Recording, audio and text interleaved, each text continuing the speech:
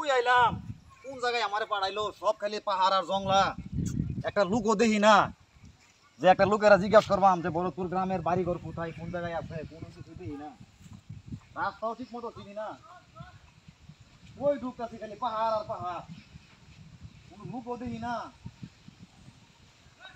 কোনো কিছু দেখি না আচ্ছা আচ্ছা তুই সামনে দেখি লুক পাইতেও পারি পাহাড়ি এলাকা তো লুক জন দেখি না আচ্ছা আচ্ছা দেখি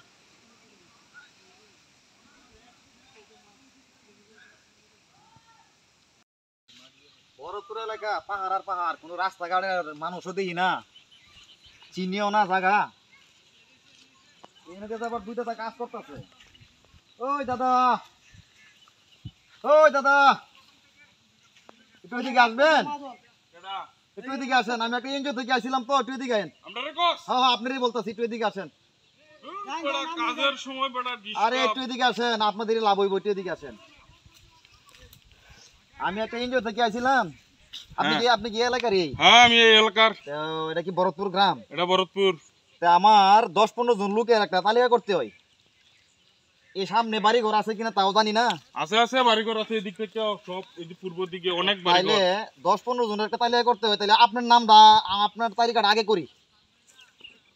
কিটা এনজিও? হ্যাঁ এনজিও এটা বড় ধরনের কোনো অনুদান টাকা দিব নাকি মালপত্র দিব? এটা আইলে বুঝতে পারবেন।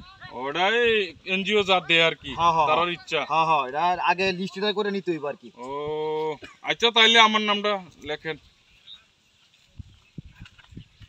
নামটা বলেন। লেখো। আপনার নামটা বলেন।